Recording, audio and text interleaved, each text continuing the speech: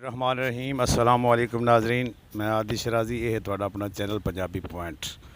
नाजरीन मैं इत्थे पंजाब असैम्बली लाहौर मौजूद हाँ। नाजरीन ने तुहानू मनाजर भी खाण लगा पंजाब असैम्बली दे, क्योंकि पहले जिहड़ा असैम्बली का इजलास हुंदा सी वो पुरानी बिल्डिंग सामने नज़र आ रही है। इस ते भी हुंदा सी जनाब आए हाउस है जिथे वोटिंग शोटिंग होंदी है नज़दीक होकर। नाजरीन तुहानू मैं विखाना तो बाकी नाल नाल जनाब तुहाडे नाल गल्लां ही करांगे, कुछ मालूमात देंगे जनाब। अज जड़ा ना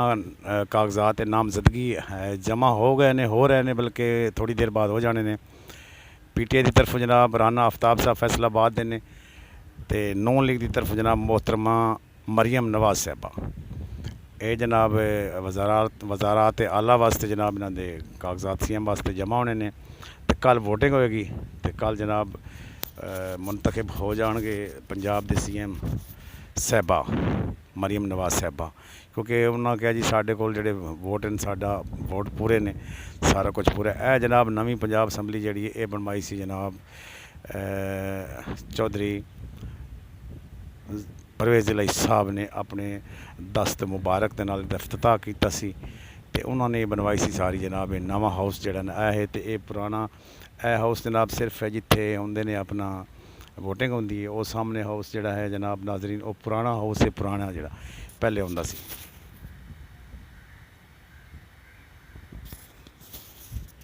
ते नाजरीन है नवा हाउस जिथे हुण जनाब इस वक्त इजलास होंदे ने, जिथे हुण पहले इजलास उत्थे होंदे सन। ये मैं जो पुराना हाउस विखा रही हाँ तुहानू,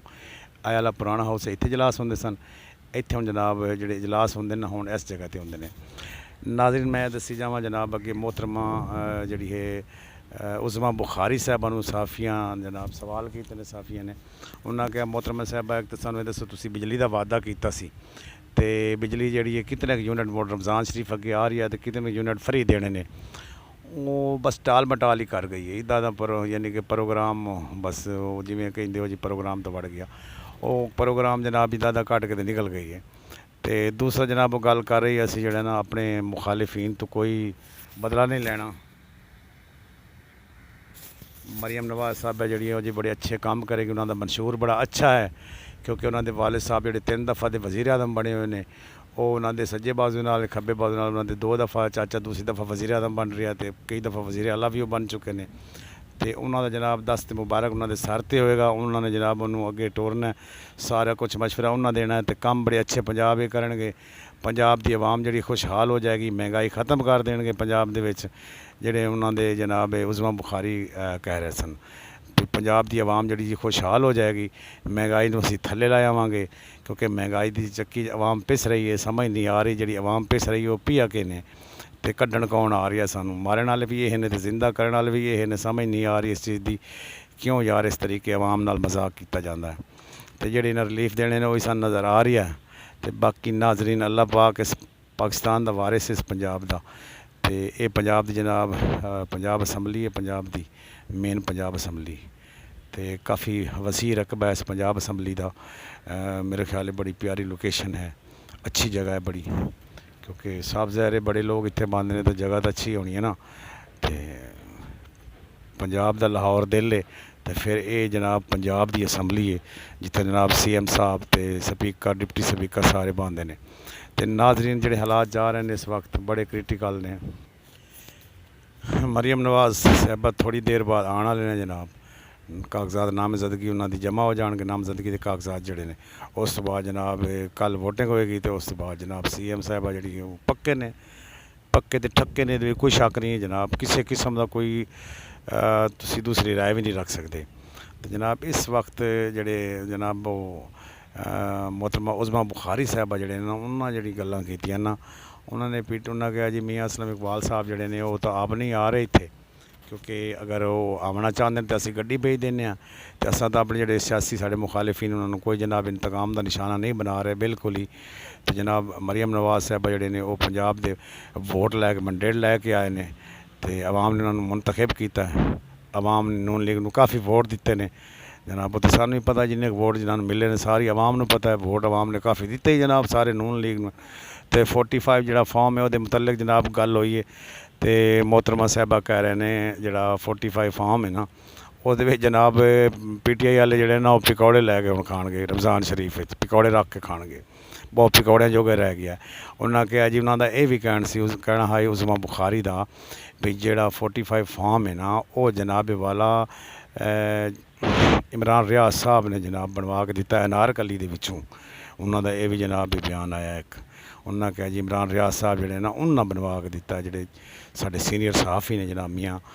ਦੂਸਰਾ ਇਮਰਾਨ ਰਿਆਜ਼ ਸਾਹਿਬ ਉਹਨਾਂ ਨੇ ਜਨਾਬ ਬਣਵਾ ਕੇ ਦਿੱਤਾ ਹੈ 45 ਫਾਰਮ ਜਿਹੜਾ ਹੈ ਉਹ ਤਾਂ ਬਿਲਕੁਲ ਜੀ ਬੇਕਾਰ ਹੈ ਕਿਸੇ ਕਿਸਮ ਦੀ ਉਹਦੀ ਵੈਲਿਊ ਹੀ ਨਹੀਂ ਹੈ ਯਾਰ ਕੈਸੀਆਂ ਗੱਲਾਂ ਕਰਦੇ ਨੇ ਕੋਈ ਸਮਝ ਨਹੀਂ ਆਉਂਦੀ ਯਾਰ ਇਹਨਾਂ ਨੂੰ ਝੂਠ ਚਲੋ ਬੰਦਾ ਬੋਲਦਾ ਤੇ ਐਸਾ ਬੋਲਦਾ ਜਿਸ ਦੇ ਵਿੱਚ ਕੋਈ ਇਨਸਾਨ ਯਾਰ ਕਿਤੇ ਪਕੜੇ ਨਾ ਹੋਵੇ ਲੇਕਿਨ ਝੂਠ ਹੀ ਉਹ ਬੋਲਣਾ ਜਿਹੜਾ ਆਵਾਮ ਨੂੰ ਸਾਰਿਆਂ ਨੂੰ ਪਤਾ ਹੈ ਝੂਠ ਕਿਹੜਾ ਬੋਲ ਰਹੇ ਨੇ ਕਿਵੇਂ ਕਰ ਰਹੇ ਨੇ ਕਿਸ ਤਰੀਕੇ ਆਪਣੀ ਲੈਂਗੁਏਜ ਇਸਤੇਮਾਲ ਕਰ ਰਹੇ ਨੇ ਫਿਰ ਇਹ ਵੀ ਕਹਿੰਦੇ ਨੇ ਜੀ ਅਸੀਂ ਆਪਣੇ ਸਿਆਸੀ ਮੁਖਾਲਿਫੀਨ ਨੂੰ ਇੰਤਕਾਮ ਦਾ ਨਿਸ਼ਾਨਾ ਨਹੀਂ ਬਣਾਉਂਦੇ ਫਿਰ ਇਹ ਕਹਿੰਦੀ ਹੈ ਜੀ ਇਮਰਾਨ ਖਾਨ ਸਾਹਿਬ ਜਿਹੜੇ ਨੇ ਉਹ ਜੀ ਉਹ ਤੋਸ਼ਾਖਾਨਾ ਕੇਸ ਤੇ ਸੈਫਰ ਕੇਸ ਤੇ ਫਲਾਂ ਕੇਸ ਦੇ ਵਿੱਚ ਅੰਦਰ ਰਹਿੰਦੇ ਅਸੀਂ ਤਾਂ ਉਹਨਾਂ ਨਾਲ ਕੋਈ ਯਾਨੀ ਕਿ ਇੰਤਕਾਮੀ ਨਿਸ਼ਾਨਾ ਨਹੀਂ ਬਣਾ ਰਹੇ ਤੇ ਲਿਹਾਜ਼ਾ ਸਾਡੇ ਤੋਂ ਜਿਹੜਾ ਨਾ ਅਸੀਂ ਤਾਂ ਆਵਾਮ ਦੀ ਖਿਦਮਤ ਕਰਨ ਵਾਸਤੇ ਆਏ ਹਾਂ ਤੇ ਅਸੀਂ ਆਵਾਮ ਦੀ ਮਜ਼ੀਦ ਖਿਦਮਤ ਕਰਨੀ ਹੈ ਆਵਾਮ ਨੂੰ ਮਜ਼ੀਦ ਜਿਹੜਾ ਨਾ ਹੋਰ ਮਹਿੰਗਾਈ ਦੀ ਦਲਦਲ ਦੇ ਵਿੱਚ ਧਕੇਲਣਾ ਇਹ ਉਹਨਾਂ ਦਾ ਕਹਿਣਾ ਸੀ ਯਾਨੀ ਕਿ ਇਹਦਾ ਮੁਜ਼ਾਦ ਯਾਨੀ ਕਿ ਆਵਾਮ ਨੂੰ ਮਹਿੰਗਾਈ 'ਚੋਂ ਕੱਢਣਾ ਤੇ ਮੈਂ ਕਹਿ ਰਿਹਾ ਧਕੇਲਣਾ ਇਹ ਤਾਂ ਧਕੇਲਣਾ ਇੰਨਾ ਨਜ਼ਰ ਆ ਰਹੀ ਹੈ ਕਿਉਂਕਿ ਨਾਜ਼ਰੀਨ ਮੇਰੀ ਅੱਜ ਦੀ ਗੱਲ ਯਾਦ ਰੱਖ ਲਓ ਅੱਜ ਜਨਾਬ ਤਾਰੀਖ ਹੈ ਜਨਾਬ ਨਾਜ਼ਰੀਨ 25 ਫਰਵਰੀ ਤੇ मैं पंजाब असम्बली खड़ा मेरी गल ज़हन नशीन कर लो दिल ते लिख लो अगर महंगाई ख़त्म हो गई तो जनाब वाला मैं जितने नाज़रीन मैंने वेखणगे मैं तमाम दी दावत ही करांगा ते माफ़ी मंगांगा जनाब सारियां तो खुश उत्तों आवांगा जनाब खुशी दे जनाब मैं जितना कुछ फर सकिया मैं उतनी चीज़ां वंडांगा जो अगर महंगाई ना ख़त्म हुई तो नाज़रीन तुहाडा हक बनदा मैंने शाबाश देनी फिर क्योंकि हालात वाक़या तुहाडे सामने नज़र आ रहे हैं जनाब सियासी लोग जिहड़े ने ये वादे करते रहे कोई नवे नहीं आए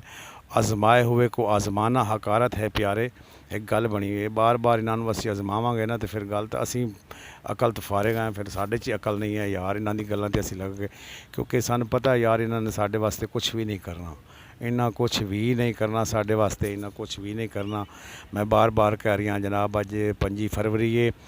15 अज रात 15 शौबान दी है अल्लाह ताला इस शौबान दी रात दे सदके अल्लाह ताला इस मुल्क ते अपना करम फरमाए अल्लाह ताला इस मुल्क ते अपना रहम फरमाए पूरी दुनिया दे उम्मत मुसलमान ते अपना अल्लाह ताला करम फरमाए पाकिस्तान जेडे हालात वाक़या जा रहे हैं नाजरीन इस वक्त अल्लाह ताला ही है जेड़ा इस रात दे सदके अल्लाह इस ते करम फरमाए ते अज दी रात जेड़ी बड़ी बरकतां ते रहमतां वाली रात है नाजरीन अज एक तां